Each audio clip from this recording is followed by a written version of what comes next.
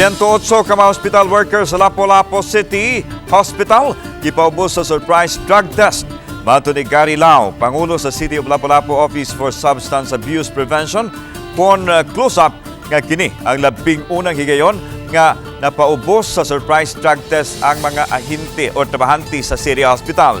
Mismong ang hospital administrator nga si Dr. Dibra Custodio may miawhag sa close-up nga mapaubos sila sa surprise drug test. Sa pagkakutlo nining balita, wapay resulta sa nasong drug test.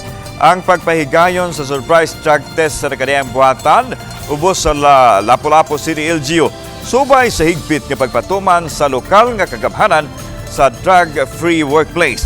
Ang City Hospital ang ikawalong buhatan sa City Hall nga napaubos sa surprise drug test karong tuiga.